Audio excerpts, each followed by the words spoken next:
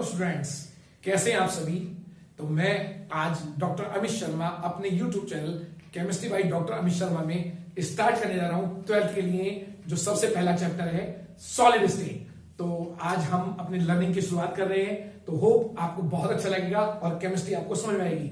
इससे पहले आप इंपॉर्टेंट नोट्स और इंपॉर्टेंट टिप्स के लिए अपने पास पेंसिल और नोटबुक साथ लेके बैठे। तो स्टार्ट करते हैं चैप्टर 1। तो chapter 1 that is known as solid state.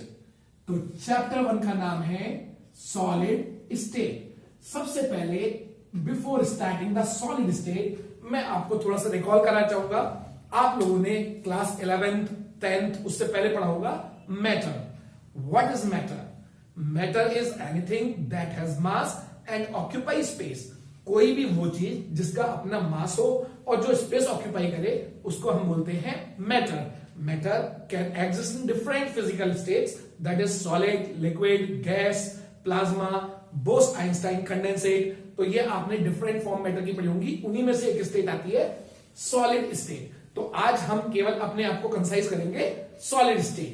तो क्या होती है solid state? Solid state matter की वो स्टेट है जिसकी शेप और वॉल्यूम दोनों डेफिनेट होते हैं। तो सॉलिड स्टेट के बारे में हम कह सकते हैं the state of matter, we can say that the state of matter that has definite shape and definite volume is called solid state. तो ये तो हमें क्लियर हो गया कि मैटर की वो स्टेट जिसकी शेप डेफिनेट हो और जिसका वॉल्यूम डेफिनेट हो। इसका मतलब जैसे मेरे हाथ में एक एग्जांपल मार्कर है, इसकी शेप आपको मालूम है डेफिनेट है, क्योंकि इसको मैं चाहे अपने हाथ पे रखूं, इसको चाहे मैं किसी बोर्ड पे रख दूं, किसी टेबल पे चेयर पे रखूं, तो इसकी शेप कैसी होगी? डेफिनेट। और इसका वॉल्यूम यानी कि कितना स्पेस ऑक्यूपाई करता है वो भी डेफिनेट होगा। तो मैटर की वो स्टेट जिसका डेफिनेट शेप हो और जिसका वॉल्यूम भी डेफिनेट हो उसी को बोलते हैं हम सॉलिड स्टेट। फॉर एग्जांपल, क्योंकि बिना एग्जांपल के हम इसे नहीं कर पाएंगे, तो आप सब में से कुछ बताएंगे कि जो एग्जांपल है सर, ये मार्कर, बोर्ड, चौक, ब्रिक, स्टोन, ये सब सॉलिड के। आप एब्सोल्युटली करेक्ट है, पर लेकिन हमें एग्जांपल चाहिए केमिस्ट्री। यस, तो केमिस्ट्री के कुछ ऐसे एग्जांपल जो सॉलिड फॉर्म में आते हैं। तो आप सभी को मालूम है डेली यूज में हम यूज करते हैं table salt, that is sodium chloride. Except that we use sugar. Yes, sugar is a solid. Next we use calcium carbonate. Calcium carbonate को आप सभी जानते हैं, that is called limestone also. Then zinc sulphide, potassium nitrate, sodium nitrate and some metals iron, copper, nickel, gold, platinum etcetera. These all are the examples of solids. तो इसके बाद हम बात करेंगे कि सॉलिड किस तरीके से और मैटर की स्टेट से डिफरेंट होता है। तो इसके लिए हमें इनकी कुछ कैरेक्टरिस्टिक्स पढ़नी होगी।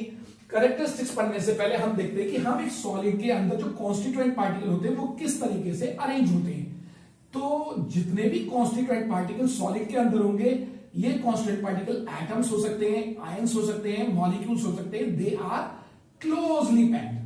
ये बहुत ही क्लोजली पैक्ड होते हैं, यानी कि एक दूसरे के साथ बिल्कुल जुड़े होते हैं आपस में, जिसकी वजह से सॉलिड कैसे होते हैं? हार्ड। और इनके बीच में बहुत ही कम इंटरमॉलिक्यूलर स्पेस होता है। इंटरमॉलिक्यूलर फोर्स ऑफ अट्रैक्शन बहुत ही हाई होती है। तो इस तरीके से हम कह सकते हैं कि ये जो कॉन्स्टिट्यूएंट पार्टिकल सॉलिड के अंदर है ये क्लोजली पैक्ड है। They can only oscillate about their mean position, one can not move. तो ये पार्टिकल केवल ऑसिलेट हो सकते हैं पर एक दूसरे के अलावा मूव नहीं कर सकते। तो इस वजह से सॉलिड की जो शेप होती है वो कैसी होती है? डेफिनेट। तो इन कैरेक्टरिस्टिक्स को हम एक बार नोट कर सकते हैं कि what are the characteristics of solids.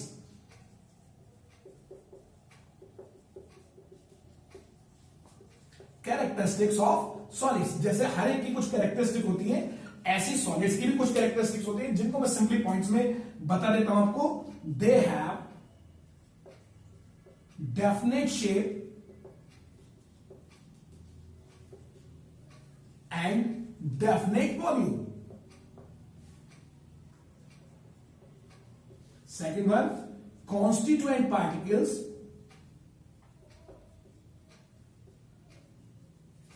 are closely packed. आप देख पा रहे हैं कि ये सॉलिड की स्ट्रक्चर मैंने बनाई है, तो जितने भी कॉन्स्टिट्यूएंट पार्टिकल है वो एक दूसरे से क्लोजली और टाइटली पैक्ड है. They can only oscillate, they can only oscillate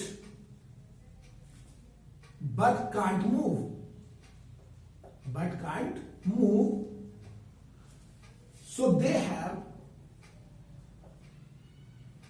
fixed shape. क्योंकि मॉलिक्यूल एक दूसरे के क्लोजली पैक्ड है, तो इनके बीच में जो ये स्पेस होगा, इस स्पेस को बोलते हैं हम इंटरमॉलिक्यूलर स्पेस. तो ये बहुत ही स्मॉल होता है. तो less molecular, less intermolecular space.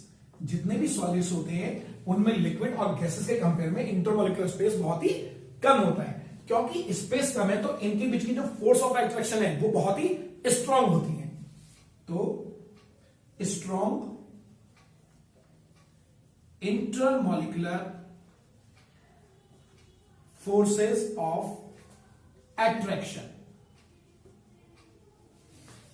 इसके अलावा कुछ पॉइंट्स और होते हैं, तो उनको मैं यहां ले आता हूं.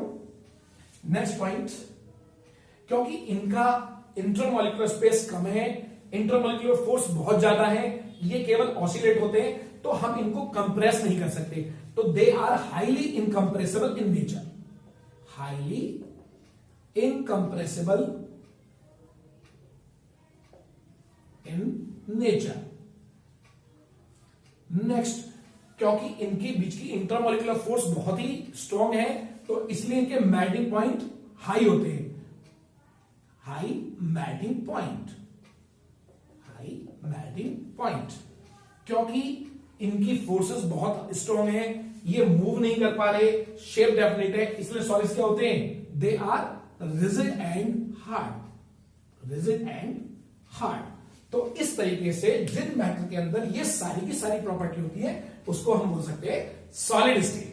Thank you.